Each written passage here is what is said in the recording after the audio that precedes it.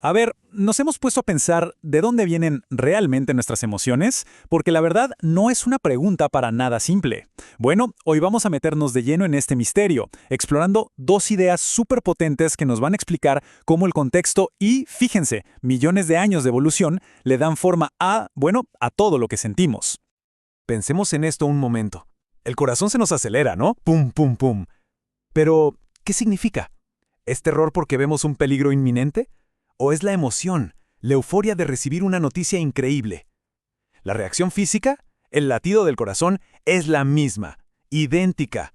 Pero la emoción es completamente opuesta. Y es justo ahí donde empezamos a darnos cuenta de que la pieza clave de todo este rompecabezas es el contexto. Y bueno, para entender esto mejor, vamos a ver la teoría de los dos factores de Schachter y Singer. La idea que proponen es, en cierto modo, revolucionaria. Nos dice que las emociones no son solo reacciones físicas y ya está. No, son más como una historia que nuestra propia mente va construyendo. Una interpretación que mezcla las señales que manda el cuerpo con todas las pistas que nos da el mundo a nuestro alrededor. Entonces, ¿cómo funciona este proceso? Ellos lo dividen en 4 pasos. A ver, primero, ocurre algo, ¿no? Un estímulo, lo que sea. Segundo, nuestro cuerpo reacciona físicamente. Pero aquí viene lo más importante de todo. El tercer paso. Nuestra mente entra en acción y evalúa la situación. Se pone a pensar, ok, ¿qué está pasando aquí? ¿Esto es bueno? ¿Es malo? ¿Debería preocuparme? Y solo después de hacer esa evaluación, en el cuarto y último paso, es cuando le ponemos una etiqueta a esa sensación. Y esa etiqueta, esa es la emoción. Y el ejemplo clásico del oso lo deja clarísimo. Imaginen que vemos un oso. La reacción física, el corazón a 1000 por hora, puede ser exactamente la misma en dos situaciones muy distintas. Si estamos en un zoológico, tranquilos, el cerebro evalúa y dice, estamos seguros, entonces etiqueta esa emoción como fascinación, asombro. Pero ¿qué pasa si nos encontramos al mismo oso en medio de la selva sin ninguna reja de por medio?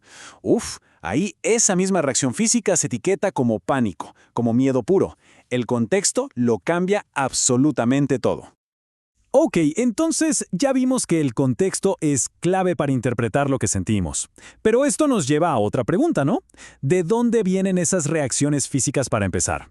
Bueno, para explorar eso, tenemos que hacer un viaje en el tiempo. Vamos a usar el modelo del cerebro triuno de Paul MacLean.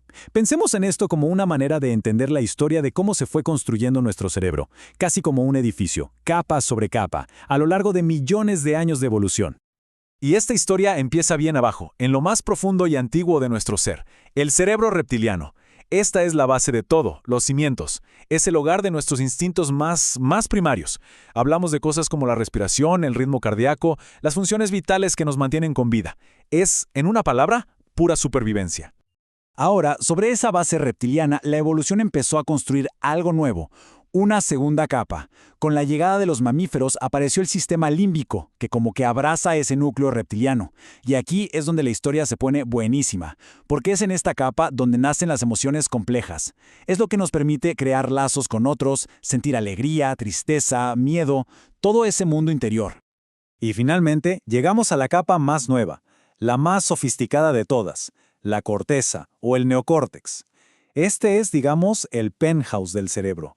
Es la sede del pensamiento racional, del lenguaje, de la capacidad de planificar el futuro, de pensar en ideas abstractas. De hecho, es la parte que nos permite estar aquí, ahora mismo, entendiendo y analizando estas teorías. Para que quede todavía más claro, hay una metáfora que es perfecta. Pensemos en el cerebro como si fuera una casa que se va construyendo. El cerebro reptiliano son los cimientos, la base sólida, antigua, ¿verdad? Los instintos. Luego, el cerebro mamífero serían las paredes, la estructura que le da forma y contiene nuestras emociones. Y finalmente, el cerebro humano, el neocórtex, es la casa ya completa, con el techo, las ventanas, todos los acabados, el pensamiento racional construido sobre esas bases tan antiguas de instinto y emoción. Ahora, una pregunta importante, ¿qué tan literal es esta historia de las 3 capas? Porque es una idea muy poderosa, pero es clave que le agreguemos una perspectiva un poco más moderna para entenderla con todos sus matices. A ver, hoy en día la neurociencia moderna se refiere a este modelo como un neuromito. Pero ojo, esto no quiere decir que sea inútil o que esté mal, para nada. Lo que significa es que es una simplificación, pero una simplificación muy útil. La realidad biológica es más compleja, claro. Las tres áreas no evolucionaron una después de la otra de forma tan separada, sino que más bien crecieron juntas, súper interconectadas y a ritmos distintos. Entonces, el punto crucial es entender su valor como lo que es, un modelo. El neurofisiólogo Rubén Carvajal Santana lo pone muy bien. Sugiere que lo veamos justo así, como un instrumento súper útil para explicar cómo funciona la psique o para facilitar la comunicación entre un profesor y un alumno, aunque no sea, digamos, un mapa biológico exacto al 100%. Y no era el único que pensaba así. El mismísimo Carl Sagan compartía esta visión. Él entendió perfectamente que la teoría de MacLean, más que ser una descripción literal y anatómica, era una metáfora, pero una metáfora de una profundidad enorme. Una que nos ayuda a entender las distintas fuerzas que están siempre en juego dentro de nuestra mente. Ok, entonces, ¿qué pasa si juntamos todo esto? Si unimos la idea del contexto con la historia evolutiva del cerebro, ¿a dónde llegamos? Pues llegamos a una conclusión fundamental, una idea clave sobre nuestra propia naturaleza. Hay una cita de Daniel López Rossetti que lo resume de una manera brillante. Él dice que en nuestra historia evolutiva, las emociones son muchísimo más antiguas que nuestra capacidad de pensar. Fíjense qué frase. Tenemos una prehistoria emocional y una novedad racional.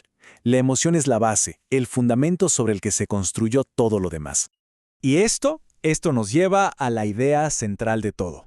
No somos seres racionales que de vez en cuando sienten. Es al revés. Somos, en nuestra esencia más profunda, seres emocionales que, con el tiempo, han desarrollado la capacidad de pensar. Así que, para cerrar, queda una pregunta flotando en el aire. Si la emoción es tan fundamental, tan antigua, si realmente viene primero que el pensamiento, la pregunta es, ¿cómo podemos aprender a escucharla mejor?